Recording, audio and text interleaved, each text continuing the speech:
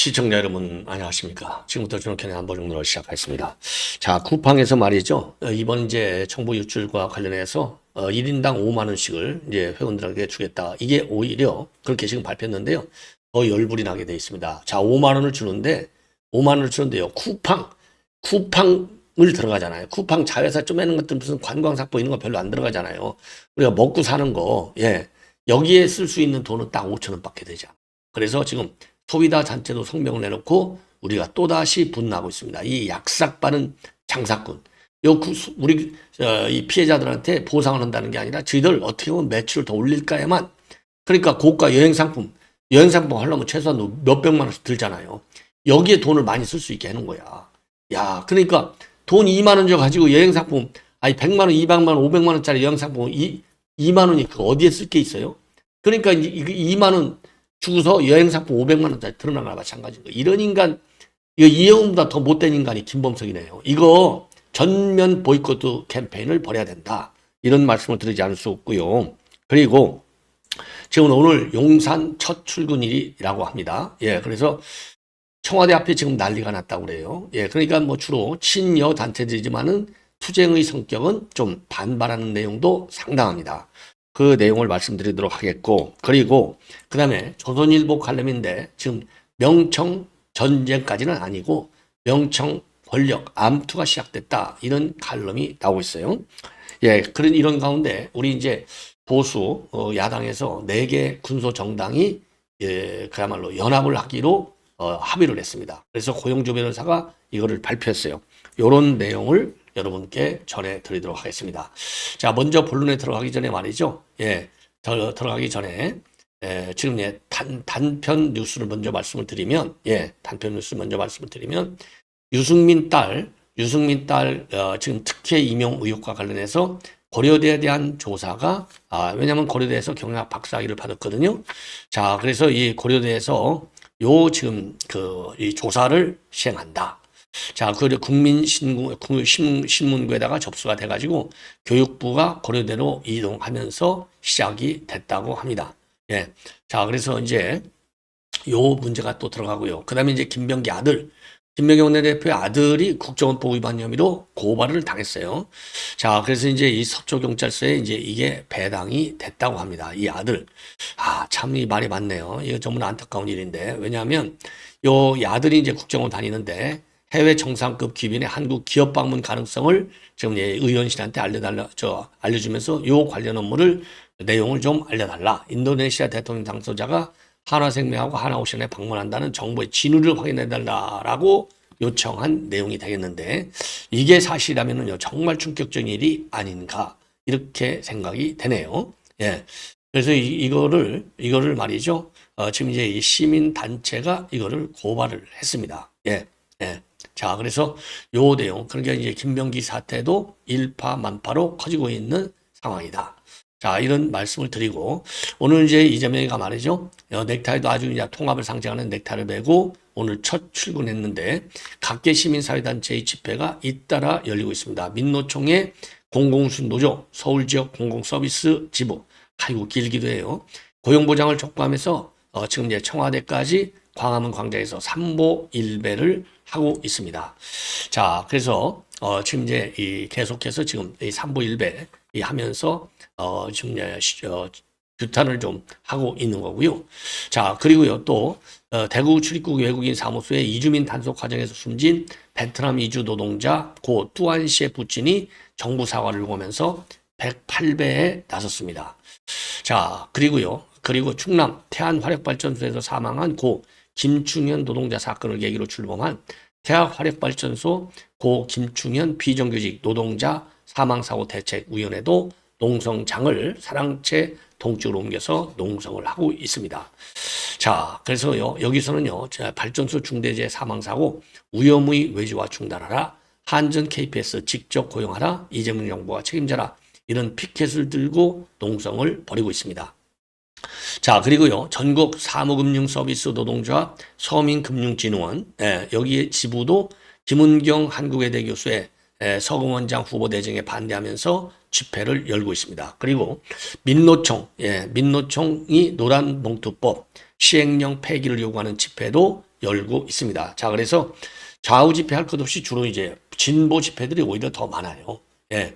그리고 이제 삼청동, 청와대 인근에 있는 주민들은 지금 상당히 좀 환영하는 이런 분위기가 상당히 세다고 그래요. 예. 자, 그러니까 뭐 좀 이제 장사가 좀 더 잘 된다는 거죠. 예. 그리고 이와 관련해서 지금 이제 이 조선일보 사설이 아주 비교적 정리가 잘 되어 있습니다. 오늘자 이제 사설인데 이 사설을 보면 청와대 복귀 입지보다 중요한 소통과 금어. 그러니까 그러니까 이제 둘은 복귀한다고 그게 뭘 중요하냐 이거죠. 소통과 겸허를 해야지.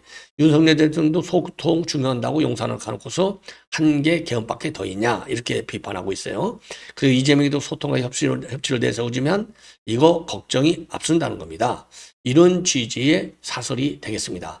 자, 그래서 이 사설 내용은 이제 말씀을 드리면은 우선요, 과거 청와대는 일반 국민이 범접하기 어려울 정도였고 밖에서 내부가 보일 정도로 개방적인 미국, 영국, 일본의 대통령 총리 집무실과는 천양지차다. 그리고 종전에는 대통령 집무실이 있는 본관과 참모들이 근무하는 연민관 사이 거리가 500m가 넘어서 급하게 대면복을 하려면 차를 타야 할 정도였다. 청와대에서 무슨 일이 벌어지는지 국민은 물론 출입기자도 알기 어렵다. 그래서 구중공물이라는 말이 나왔다. 예. 자, 이건 맞아요. 저도 뭐 청와대 근무해서 아는데 뭐 진짜 뭐 500m 넘어요. 예, 뛰어가야 돼. 근데 그러니까 너무 시간이 많이 걸리니까 자동차 부르죠. 통상적으로. 예. 자, 역대 대통령들은 당선 직후엔 소통을 강조하면서 국민 뜻을 겸허히 받들겠다고 했는데 그런데 청와대만 들어가면 제왕대접을 받으면서 태도가 달라졌다. 대통령만이 아니라 참모들도 청와대라는 특별 권력에 취해서 세상과 동떨어졌고 여론의 길을 막고 폭주하다 불행한 결말을 맞았다. 야, 그런데 이런 문제를 의식해서 지금 이재명이는 대통령과 핵심 참모인 비서실장, 정책실장, 안보실장이 여민관에서 같이 근무하기로 했다. 대통령 요청이라고 한다는 거예요. 그러니까 이제 홍보전이죠. 직접 가본 미국 백악관을 참조해서 대통령이 부르면 참모들이 바로 달려와서 수시로 현안을 토론할 수 있는 집무실 위치와 구조를 만들었다는 것인데 용산 대통령실도 건물 하나에 대통령 집무실, 비서실, 기자실 모두 들어가 있었다. 윤 대통령은 구중공걸에서 벗어나 국민과 소통하겠다고 했지만은 아집과 불통으로 시대착오적인 계엄 사태를 일으켰다. 결국 중요한 것은 대통령 집무실 입지가 아니다. 낮은 자세로 소통하고 겸허한 태도로 국민을 설득할 때 청와대의 어두운 역사를 끊어낼 수 있다. 이재명은 소통과 협치를 내세운다. 하지만 나라의 근본 틀을 바꾸는 법과 정책을 일방적으로 밀어붙이는 걱정스러운 모습을 드러내곤 한다. 대통령이 불쑥불쑥 내뱉는 말 한마디로 정책 방향이 급변하는 사례가 한두 가지가 아니다. 대통령이 내가 모든 분야를 다 안다 라고 하는 자신감에서 독주가 시작되는데 역대 정권의 불행이 시작된 대목이다. 이 대목이 굉장히 무서워요. 역대 정권의 불행이 이미 시작됐다고 보는 거예요. 조선일보는. 그래서 이 대통령은 권력은 잠시 위탁받아 대리하는 것, 특별한 존재라는 착각에 빠지지 않는 것이 중요하다고 했었는데 청와대에 복귀해도 이 말은 꼭 기억하길 바란다. 이렇게 입장을 내놨습니다. 예. 자, 그리고요. 지금 이제 이 쿠팡 사태 관해서 좀 말씀을 드리겠는데 쿠팡 사태 이거 완전히 우리 국민을 무시하는 행위가 되는 겁니다. 도저히 용납할 수 없는 상황이 되는 거예요. 뭐냐? 이거 동아일보가 만든 도표예요. 자, 1인당 쿠팡 구매 이용권 5만 원을 주겠다는 겁니다. 이걸 보상했다는 거예요. 쿠팡 상품, 쿠팡이라고 하는 이 상품. 그러니까 이제 우리가 회원이라고 하는 것은 이 쿠팡을 얘기하는 거예요. 예, 이게 5천 원밖에 안 돼. 쿠팡 이츠, 이거 5천 원밖에 안 돼. 쿠팡 트래블 상품, 이거는 2만 원. 엄청 많은 것 같죠? 쿠팡 트래블 상품 몇백만 원씩이에요. 거기 2만 원 써가지고 몇백만 원짜리 가라는 거예요. 이 알렉스 상품도 마찬가지. 그래서 이 대목에서 쿠팡에다가 5만 원을 쿠팡에다가만 다 줘야지. 왜 이걸 끼워주냐고. 요런 쪼매는, 요런 거를 왜 끼워주냐고. 요 상품들 액수가 크니까 5만 원 줘가지고 여기에 들어와서 물건 사라 이거예요. 얼마나 이 꼼수입니까? 그러니까 지금 우리 소비자 연대에서, 좀 우리 이제 소비자 그 단체에서 이거를 비판하는 입장문을 내놓고 있는 겁니다. 이게 도대체 뭐 하는 거냐. 더군다나 시점으로 보면 내일 청문회가 열리잖아요. 그리고 어제는 지금 김범수가 다 출석 못 했잖아요. 여론이 비등하니까 마지 못해서 이런 지금 돈 장난을 치는 거예요. 돈 장난. 예, 그래서 우리 국민들이 지금 더 분나고 있는 겁니다. 전액 사용이 딱 제한돼 있어. 예? 전액 사용이 1조 6천억? 이거 1조 갖고 돼요? 연간 매출이 얼만데 이거 한 10조는 쓰게 만들어야지. 더군다나 전 정부에서 영업정지 시키겠다고 하는데 영업정지가 그게 가능한 일입니까? 아니 회원이 전 국민 거의 다가 회원인데 이걸 영업정지 시키면 누구한테 이거 제재하는 거야? 소비자한테 제재하는 거예요.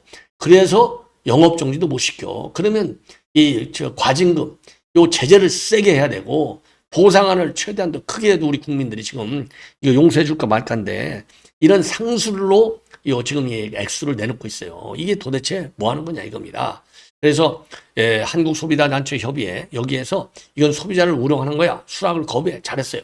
전면 보이콧을 해야 됩니다. 제가 처음부터 그 말씀드리지 않습니까?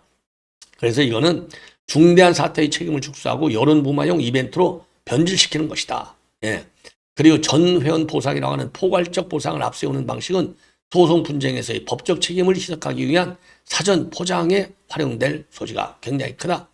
그리고 대형 통신 카드사 유출 사건에서 1인당 10만 원에서 30만 원 수준의 배상이 인정되어 온 기존 흐름과도 비교해 볼 때 비판적으로 검증이 되어야 한다.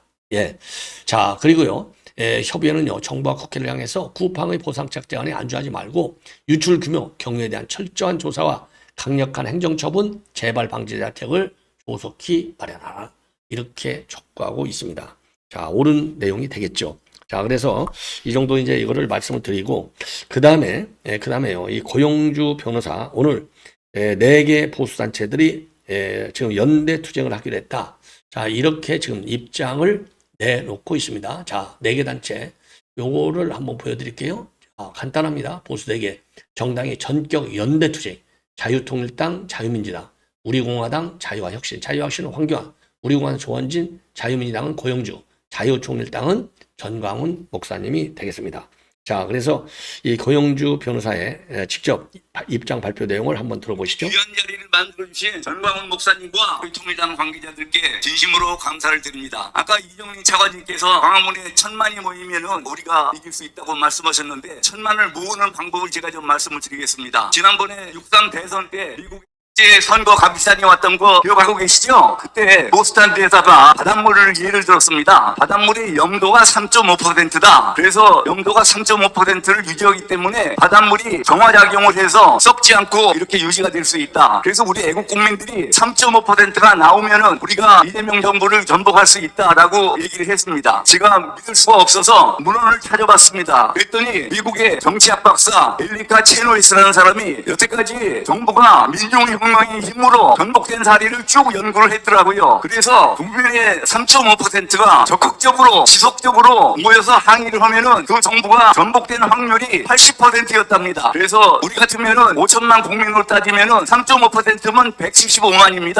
아까 이정민 차관님은 1000만이 모여야 된다고 그러셨는데 1000만까지 아니고 정확하게 175만만 더 모이면은 이재명 정부를 전복시킬 수 있습니다. 그러면은 어떻게 하면은 우리 국민 175만이 광화문에 모일 수가 있느냐? 그 방법으로 지금 우파 사회가 갈갈이 찢어져 있습니다. 아까 우리 김경지 총재님도 부정선거 말씀을 하셨는데 부정선거를 믿는 분과 믿지 않는 분, 또 트럼프가 좋다 나쁘다, 계엄이 잘 됐다 못 됐다 사과를 해야 된다 말아야 된다. 그런데 문제는 자유우파 내 의견 차이로 갈라진 분들이 자유우파의 다른 의견을 가진 사람들을 더불어민주당을 보는 것보다 더 미워하는 경우가 있습니다. 우리가 그래가지고는 절대로 이재명이를 끌어낼 수가 없습니다. 지금 고등법원에서 재판만 제기하면은 바로 대통령직에서 퇴출되게 돼 있습니다. 다 알고 계시죠? 그러면 어떻게 하면은 115만 이상이 모일 수 있느냐? 아까 말씀드린 것처럼 우파 사회가 되게 갈갈이 찢어져 있는데 우파 사회가 뭉치면 됩니다. 그러면 어떻게 뭉칠까를 생각을 했는데 먼저 제도권 정당 국민의힘 말고 원외 우파 정당이 4개가 있습니다. 자유통일당, 자유민주당, 자유와혁신, 우리공화당 이 4당이 서로 여러 가지 견해 차이가 있어서 하나로 뭉치지 못하고 지금 4당으로 나눠져 있는데 우리 4당은 자유민주 체제를 지키는 것과 이재명을 끌어내리는 데서 궁극적인 목적이 같기 때문에 때문에 뭐 부정선거다 무슨 다른 여러 가지 절반 의견 차이에도 불구하고 이 당이 함께 뭉쳤다. 그러니까 그 국민 여러분께서는 똑같은 생각을 가지시고 더불어민주당을 해체시키고 이재명을 끌어내리고 우리나라 자유민주 체제를 지키는데 목적이 같으시면은 전부 다 광화문으로 모여주십시오. 이렇게 야당이 합동 기자회견을 하면은 아마 지금도 정광훈 목사님 한 분에서도 광화문에 뭐 100만씩 모이고 그러는데 이렇게 네 당이 합동 기자회견을 해서 국민들께 호소를 하면은 우리 국민들이 그동안에 뭐가 싫어서 못 나간다 하던 분들이 다 뜻을 모아서 함께 모이면은 175만 원 금방 모일 수 있을 겁니다. 지금 당 대표들끼리 모여서 이미 자유민주당하고 자유와 혁신 그리고 우리 공화당은 합의가 됐습니다. 이제 정광훈 목사님만 합의를 해주시면은 네 당 합동 기자회견이 됩니다. 우리 자유통일당 관계자 여러분들도 거기에 뜻이 모아지도록 전 목사님을 격려해 주시기 바랍니다. 네, 감사합니다.